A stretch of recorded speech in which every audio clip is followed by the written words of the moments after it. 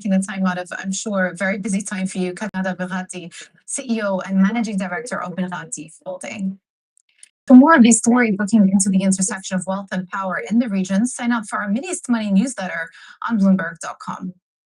And coming up, Angola taps global markets and moves to buy back debt. We'll find out what this means for its finances next. This is Bloomberg.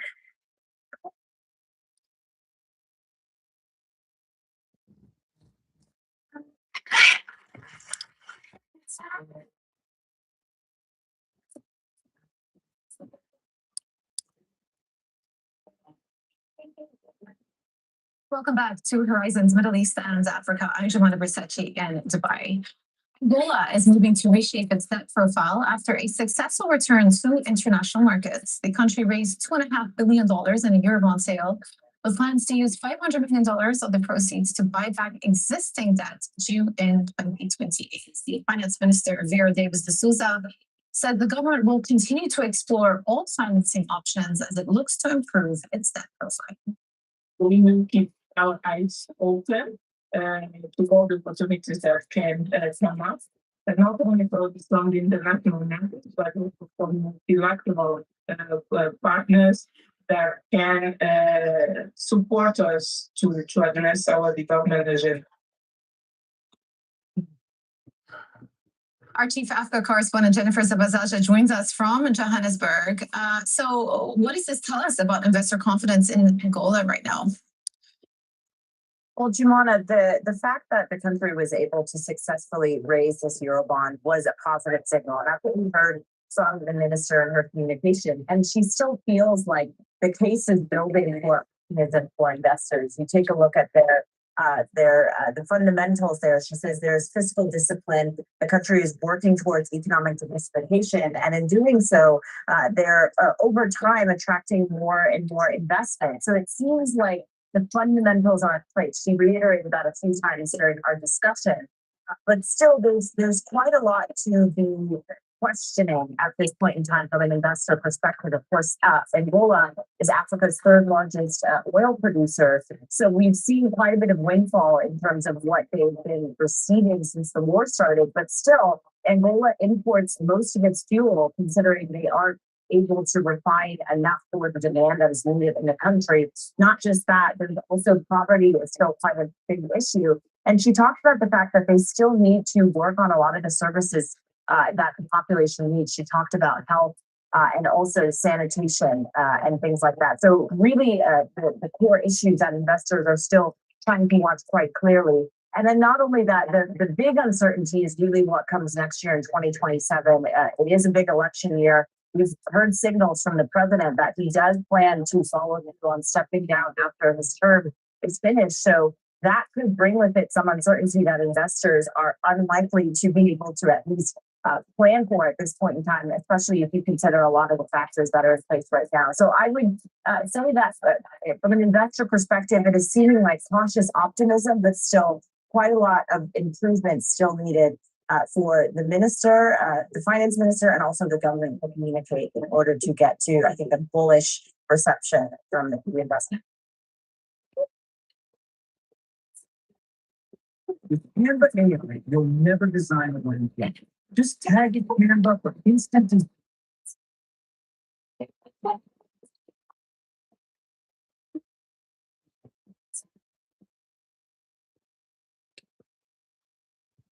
Our Chief Africa correspondent in Johannesburg. Well, Ukraine is expanding its engagement in the Middle East as President Volodymyr Zelensky visits the Gulf. Zelensky has signed agreements with Saudi Arabia and Qatar. Is holding talks with the UAE, offering Ukraine's air defense and anti-drone expertise. For more, we're now joined by Bloomberg's Greg Sullivan. So Zelensky doing a tour around these Gulf states, but also announcing some agreements. How significant are these new defense agreements? Well, it really underscores the position that Ukraine is. The traditional ally, the U.S., is obviously very distracted by the war in Iran. And largely, even before the war, aids from the United States have largely evaporated. Then you have the European Union. There's a 90 billion euro loan that's being held up by Hungary. So there's real concern in Kiev about where they'll find supplies and support to continue the defense against the Russian. here he is in the Middle East. He's basically making it that we have experience repelling drones and including drones, Iranian drones. And so he's trying to leverage that to get military ordnance. And also, as we heard from him, fuel supplies. We know that markets are really in turmoil right now, and there's concern over where fuel can come from. He said he signed a year-long contract for diesel. So he's really trying to leverage what Ukraine has to make sure that they can still find military ordnance. You know, we've spoken about the fact that that Russia is emerging as one of the big economic winners of this war, not least with the waiving of the sanctions on Russian oil. But interesting also developments on the battlefield over there, with Ukraine continuing to target some key Russian energy exporting facilities. What impact is that going to have on Russia's ability to finance the war, as we speak about them benefiting from, one, the temporary removal of sanctions, and two, high gold prices? Right. Well, this really does come as a bit of a blow to Russia. It is curtailing their ability to really export and capitalize on this rise in oil prices. Russia started the year in a bit of a precarious situation with a widening budget deficit, a slowing economy, and here they are suddenly with a rise in oil prices that they would like to capitalize on, even if it's to help rebuild reserves and shrink that deficit. But Ukrainian attacks on oil exporting facilities is really curbing that capacity. For Russia to benefit from this spike in oil prices, really, it's going to come down to two things. How long do oil prices remain elevated, and how successful is Ukraine at curtailing their ability to actually export fuel to the market? Great. Thank you so much. Bloomberg's Greg Sullivan with the latest on Zelensky's trip around the Gulf.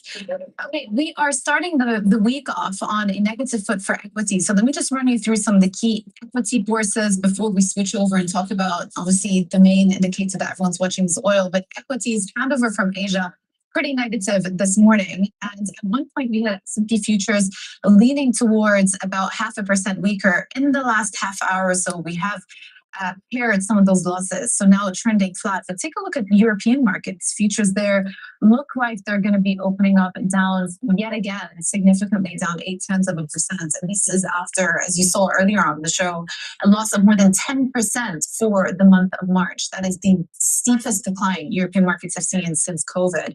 But let's switch over and take a look at how the oil complex is faring. Again, some more upward pressure on Brent this morning. We are back at $115, 2.5% higher today. WTI in the US also up 101 at 101, so up 1.8% higher. There's still a wedge between the two, obviously, to account for the origin of the crude oil. But essentially, you are seeing another upswing in the energy complex this morning. And as we were speaking about with our energy reporter, as long as the Strait of Hormuz remains effectively shut or controlled by Iran, you're going to continue to see this upward pressure despite successful rerouting attempts that we've also seen. And then finally, just to wind things up, I want to take a quick look at U.S. Treasuries. Interesting. Sold right at VWAP. Because that Treasuries have actually been rallying despite the push upwards in oil. So 2-year yields are down 3.5 basis points, 10-year down. They get this swing there. Here, what Trying to catch the swing. beginning to account for the fact that there's going to be a growth impact from these higher inflationary prices, if higher prices to come from the commodities shock, higher inflation, and ultimately there's going to be some sort of tightening of demand. And we've seen many Asian economies move towards that direction, imposing some controls on when consumers can use their energy. So this is an interesting phenomenon that hasn't happened yet throughout the course of this war. It is still day 31 of this war, and really no signs of things de-escalating or negotiated off ramp at any point. We'll just take that. That is it for current events in the Middle East. Check it there. Dubai, and just on a housekeeping note, our show will be from 8 a.m. over the next 6 months, so stay tuned for that. It's great.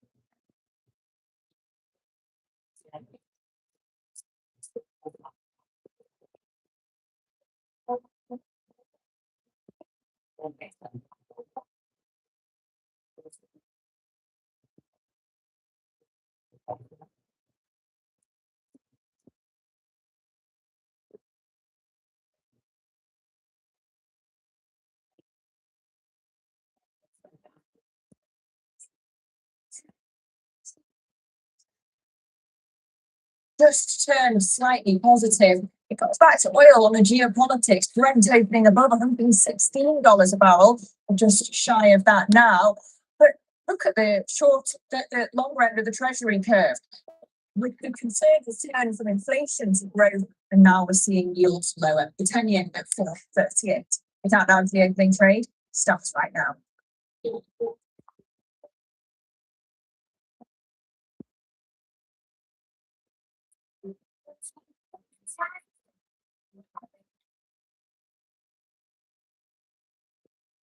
Good morning, everybody. It is 7 o'clock, 7:01 in fact, here in London. So just an hour away from the start of the trading day. And let's think about the Iran story and how it has escalated this over the weekend. Another morning where we find ourselves taking stock of the ways that we've seen escalation taking place. And that seems to be where the market's heads at, where the market is focused. So we've seen the Houthis entering the conflict, which is a sign of escalation. We've seen further US troops arriving and an expectation of more to come in the region. A Saudi airbase was split on Friday, 15 wounded in that event. And we see President Trump musing on the possibility of taking Hard Island and taking Iranian oil. He's saying, this nuclear thing is carried back by others in the US who said that would be a terrible idea and a bad thing to do. But these are ways that the market is watching this conflict escalate, and it is that the market focuses on. Yeah, you mentioned the Houthi rebels entering the conflict. That's important because so far Saudi Arabia has managed to reroute some of its oil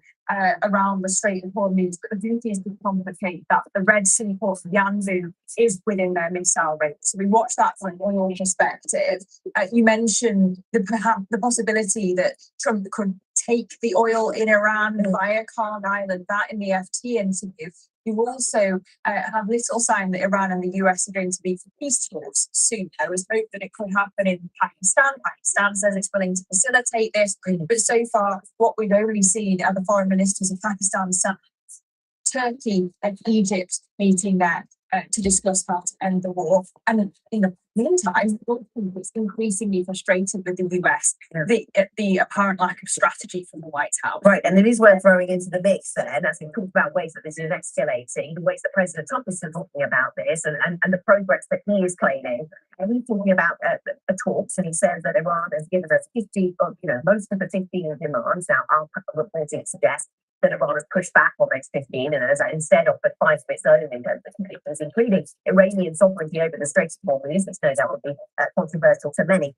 So we are watching the complicated and unclear nature of whatever talks are happening. Yes, messages are being passed via intermediaries between these two, but any more than that is very difficult to pinpoint. And as you say, Pakistan has offered to host the two nations. We will wait to see whether we get the progress there, because President Trump does say an agreement could become one thing. Yes, but in the meantime, because of this escalation, perceived escalation on both sides, oil side this morning still just shy of $116 a barrel. In fact, we're up 2.2% at just over $115 a barrel now, on concerns though of a wider, longer war in the Middle East. Brent up around 60% so far this month, and it's having a real world impact. South Korea considering the first driving curbs in 35 years for civil servants. Australia looking to temporarily halve its fuel tax to fuel consumers. And we've got a great long lead on how clean fuel prices are soon going to start heading west. Absolutely. Yeah, absolutely. And the message coming out of last week, wasn't it? Plenty of energy executives saying that this is already a very present experience in Asia, and it will become more so in Europe over days and weeks to come. Is this persist? It's talk of this being like the 1970s for Europe, certain prices of oil, cargoes, diesel shortages. We'll watch to see if we get that, and know that certain leaders, finance ministers, central bankers certainly focused on this, and some of them meeting today remotely to talk about this. Aluminum, aluminium, even area our focus for us overnight as well, because there we've seen over the weekend we saw certain facilities that produce aluminium being hit in the Middle East, and that region is responsible for 9% of the global supply of aluminium, and it is also a crucial method on the global manufacturing, the key places we've gone on for steel in the manufacturing. Using cast planes, solar panels. So if you get a sustained price rise for aluminium, then it would put even more pressure on manufacturing and inflation as well. Talking though of the wider market reaction at this point, I mentioned that in fact the concern has pivoted now from inflation to Yeah, absolutely. So bond markets giving us the first taste of what we've been discussing for a couple of weeks. The fact that bond markets have initially focused on inflation and for years to but could we see a time where bond markets decide that actually this is going to be consistent enough that we're going to have to start as well about growth impact? And that does seem to be what we're getting today. So has the narrative changed around the bond markets? When we look at Treasury, we look at the Treasury market, Japanese market, dating things, we're seeing yields coming down, certainly at the 10-year and certainly at the shorter end on the Japanese curve, but across the curve on Treasuries and on Aussies. Now, we're not unwinding the big spike that we've seen in yields over recent weeks through the month of March, but it does reflect something of a tipping point perhaps, and we'll watch to see whether this is continued. So are there risks for the global economy, for the US economy? We're seeing certain bond houses now pretty comfortable betting on yields coming down. So this is Bloomberg, JP Morgan, Brett Legal. They're all saying that the markets are going to increasingly have to prepare for growth, not just the inflation impacts that we've seen the markets focuses. Goldman seeing a chance for an economic downturn over the next 12 months at 30%. PIMCO a more than 1/3 chance according to them.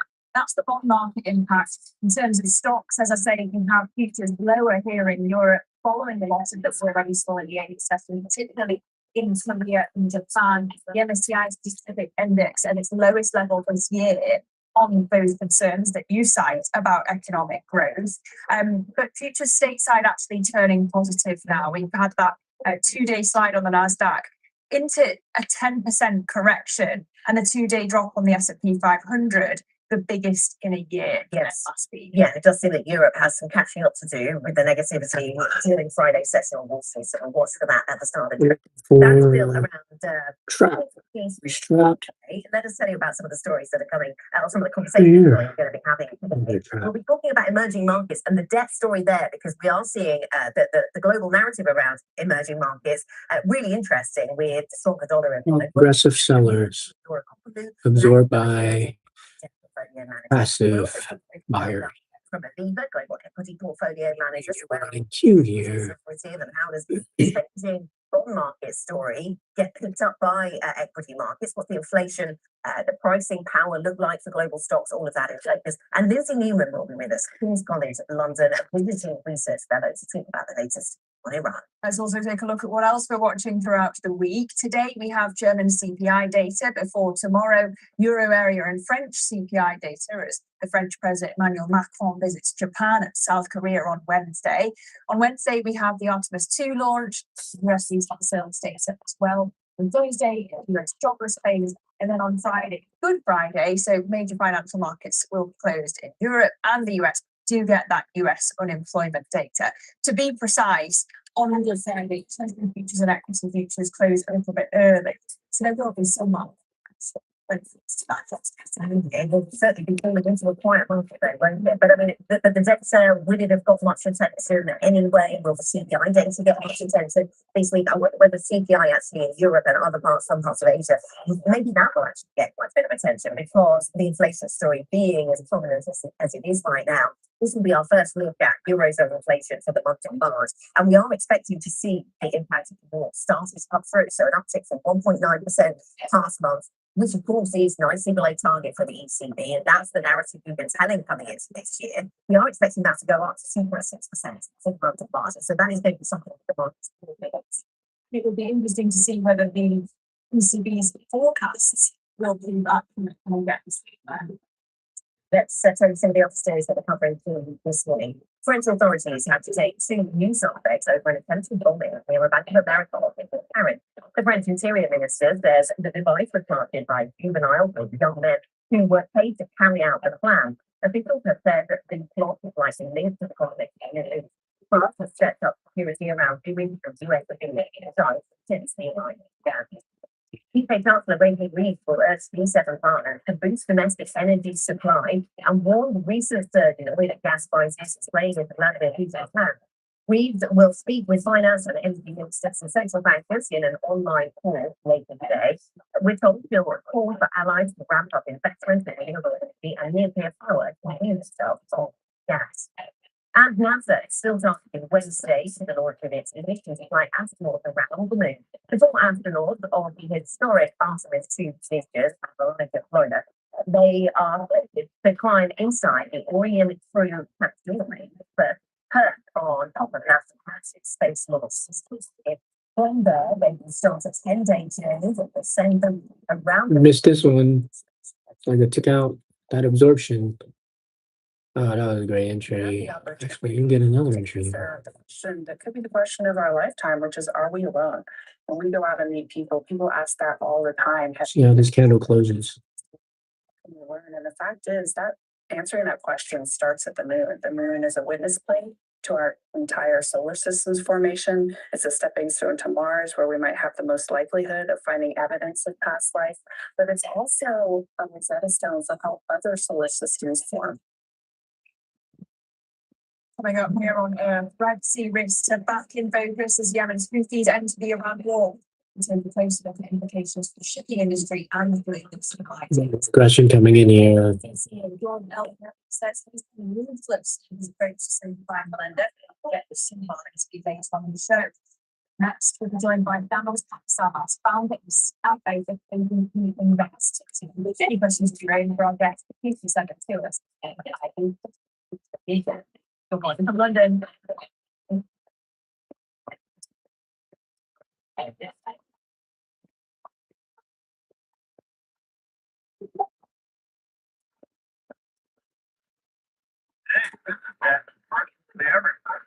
gonna find a premium to short this. And this is value up here, but it's gonna be tough to get back up there. The train is leaving.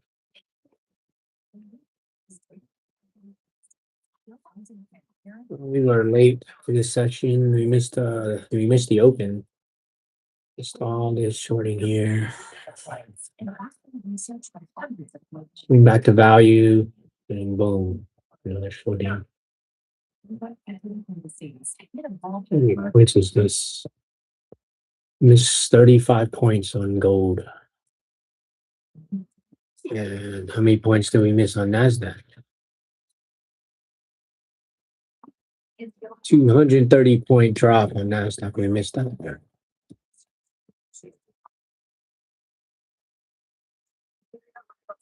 Yeah, they came back on the 15-point limit. They gave us most of the points. You just gotta wait. Even to agreement could come soon, but the nature of any direct negotiations remains pretty unclear. The old message is being exchanged by the third parties. Earlier on Sunday, Trump Turned out a POC here. Could have got a nice 10-point trade there. says he was with us from Friday on Monday, working out where we are in the risk escalation around this. Despite apparent talks then to end the war, everything on the ground is pointing to war escalation. So tell us more. Exactly, you can start from down there, suggesting that they could make a deal in the next few days, but certainly there's no indication that the negotiations are actually underway, at least direct or indirect with West and Iran. Everything on the ground is pointing to further escalation. Now, of note, Friday evening, we had the first minute of the like around 3,500 troops, 2,200 Marines. Lots of questions about how they're going to be deployed, whether there will be some form of an attempt to take over Card Island, which is what the reference that interview was asking to talk about that. Wall Street Journal saying that maybe attempting targeted raids to extract the enriched uranium stockpile that is on Iranian territory. At this point, we don't really know, but the fact that it has arrived clear reason to suggest these real possibilities of further military escalation. At the same time, we talk about an intensification of military operations. On Friday evening, Israel struck a couple of steel facilities in Iran. They also hit a couple of nuclear research sites. On Sunday, also shrapnel hit parts of an electricity grid in Tehran, which caused temporary blackouts. And in retaliation to that, once again, Iran has lashed out at Gulf Arab states, hitting key infrastructure like the Prince Sultan Air Base in Saudi Arabia, causing a significant number of injured alongside critical damage to the US jets. And then they've also hit those. Okay, we're gonna try to catch a rotation off of standard deviation on NASDAQ here.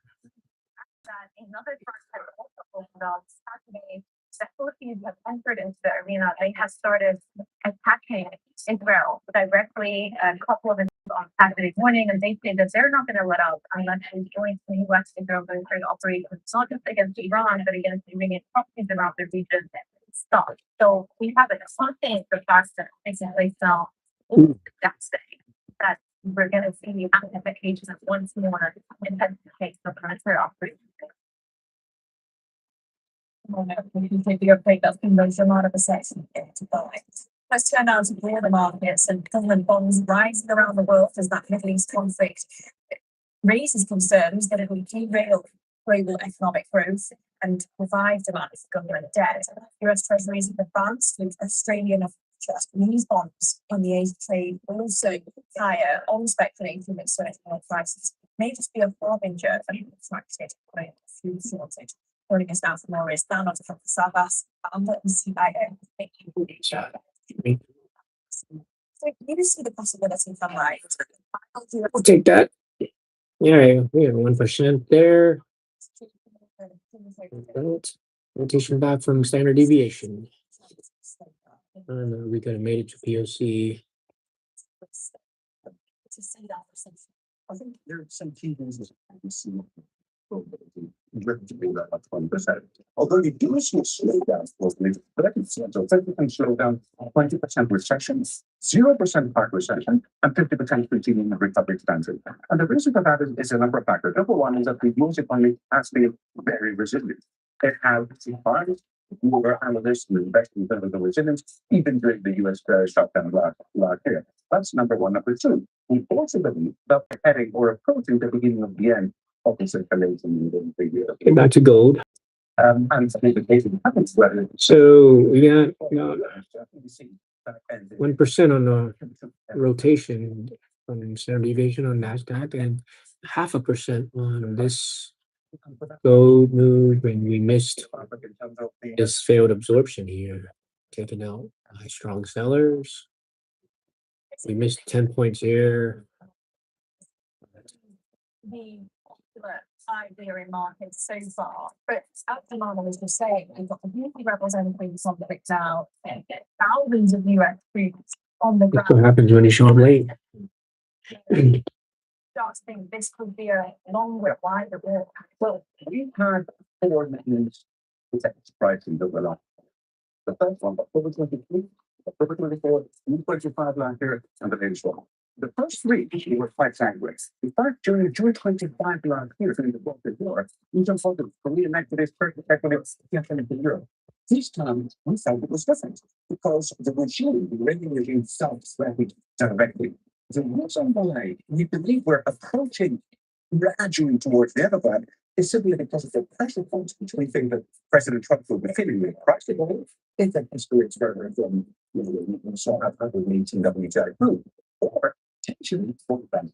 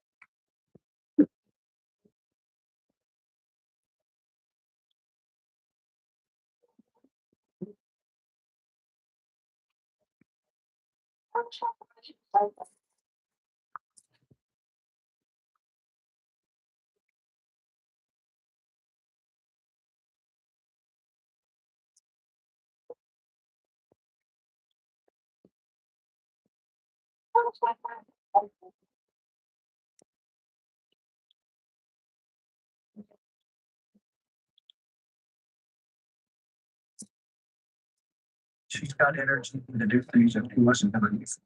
Umbrella is used to control pain in some of the overweight.